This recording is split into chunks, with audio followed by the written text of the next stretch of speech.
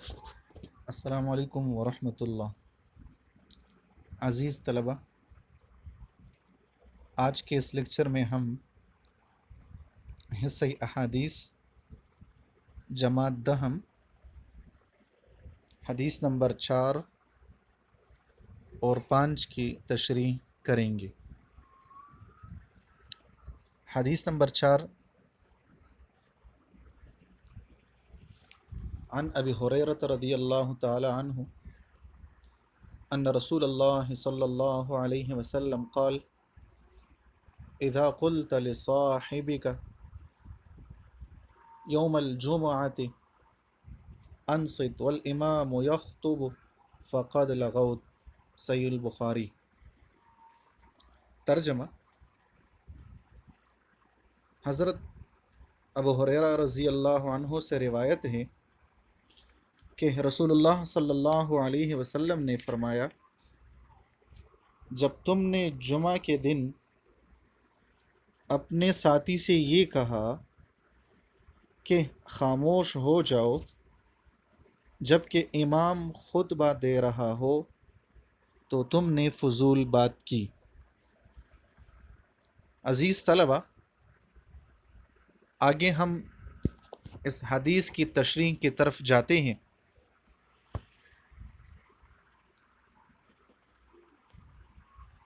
Number 1، خطبہ جمعہ کی اہمیت۔ علماء فرماتے ہیں کہ علم کا پہلا ادب یہ ہے کہ علم کی بات کو خاموشی اور توجہ سے سنا جائے تاکہ اس سے پورا فائدہ مل سکے۔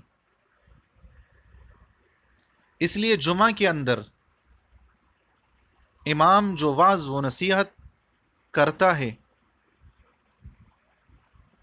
اور مسلمانوں کو اسلامی تعلیمات سے آگاہی فراہم کرتا ہے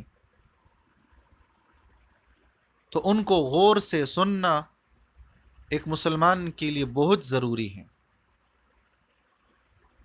سیکنڈ پوائنٹ پر خطبہ جمعہ کے آداب میں سے آتا ہے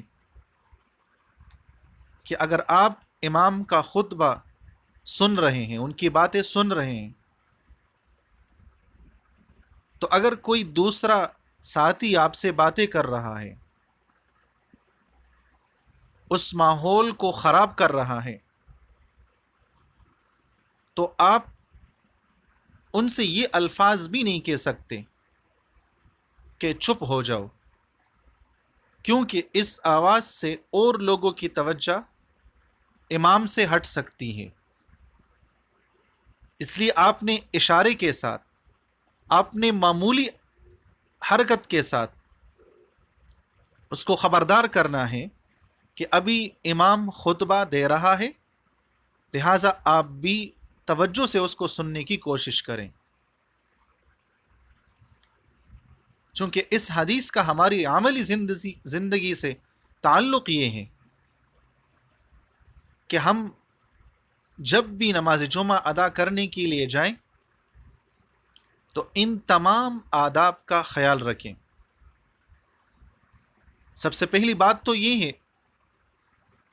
کہ ہم وقت پر چلے جائیں تاکہ اگلی صفوں میں بیٹھنے کی ہمیں اجر و ثواب مل جائے، پھر جہاں پہ بھی جگہ ملے وہاں پہ بیٹھ جائیں اور خطبے کو غور اور توجہ سے سنیں تاکہ ہمیں جمعہ کی برکات نصیب ہو۔ اسی طرح نماز جمعہ کے اندر جو خطبہ ہوتا ہے اس کے لیے باادب رہنا واجبات میں سے ہے۔ اگرچہ آپ کے پاس امام صاحب کی آواز نہیں آ رہی، تب بھی آپ نے خطبے کے دوران کوئی حرکت نہیں کرنی ہے، تو لہٰذا ان چیزوں کا خیال رکھنا ایک مسلمان کے لیے انتہائی ضروری ہے۔ عزیز طلبہ، آگے ہم جاتے ہیں حدیث نمبر 5 کی طرف۔ حدیث نمبر 5، من تخط رقاب الناس یوم الجمعۃ اتخذ جسرا الی جہنم. ترجمہ اس حدیث کا یہ ہے،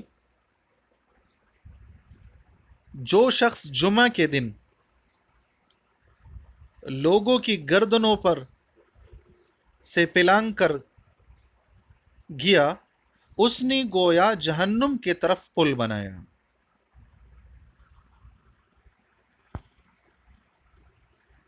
عزیز طلبہ، اس حدیث کی تشریح میں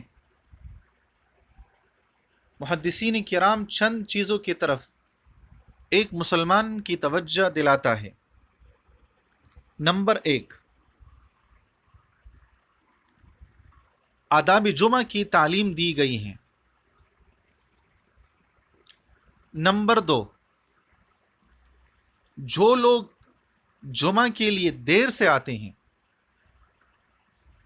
اور پھر اگلی صفوں میں جانے کی کوشش کرتا ہے، اب جب یہ بندہ اگلی صفوں میں جانے کی کوشش کرتا ہے تو ظاہری بات ہے پہلے سے بیٹھے ہوئے لوگوں کو وہ پلانگ کر جائے گا، تو اس سے اس نمازیوں کو کتنی تکلیف ہوگی. اس تکلیف سے بچنے کے لیے حدیث مبارکہ میں اس مسلمان کو منع کیا گیا ہے کہ آپ اس طرح نہ کریں، بلکہ جہاں بھی جگہ مل جائے وہیں پہ بیٹھ جایا کریں، کیونکہ آگے جا کر آپ لوگوں کو تکلیف دیتے ہیں، اور لوگوں کو تکلیف دینا یہ گناہ کا باعث بن سکتا ہے. اسی طرح مجلس کے اندر کوئی بھی عمل ایسا نہ کیا جائے جو کسی مسلمان کی اذیت کا باعث بن سکے. تھرڈ پوائنٹ یہ ہے کہ اللہ تبارک و تعالی نے انسان کو مخلوقات میں سے اعلیٰ بنایا ہے، اشرف المخلوقات بنایا ہے، کیونکہ اس انسان کے اندر ایک سلیقہ ہے، ایک شعور ہے، اچھے اور برے کی تمیز کر سکتا ہے. لہذا جب ایک مسلمان دوسرے مسلمان کا احترام نہیں کرتا، تو جیسا کہ حدیث میں آتا ہے، المسلم من سلم المسلمون من لسانہ و یدہ، مسلمان تو وہی ہے جس کے ہاتھ اور زبان کے ایذا سے، یعنی تکلیف سے دوسرے مسلمان مامون رہے، حفاظت میں رہیں، بچ کے رہیں. لہذا ادب کا تقاضا یہ ہے کہ مخلوق خدا کا احترام کا خیال رکھا جائے. ایسے اجتماعات میں کسی دوسرے کو ایذا نہیں دینی چاہیے. ہماری عملی زندگی سے اس حدیث کا جو تعلق ہے وہ یہ ہے کہ چاہے نماز جمعہ ہو، عیدین ہو، یا اور دیگر ایسے اجتماعات ہو، تو ہم ان اجتماعات کے اندر، مجمع کے اندر بیٹھے ہوئے اور مسلمانوں کا اور انسانوں کا بہت خیال رکھیں. وہیں پہ بیٹھ جائیں جہاں پہ جگہ مل جائیں، تاکہ کسی کو اذیت نہ پہنچے جو کہ گناہ کے باعث ہے. تو اللہ تبارک و تعالی ہمیں ان احادیث پر عمل کرنے کی توفیق عطا فرمائیں. وآخر دعوائی ان الحمد للہ رب العالمین.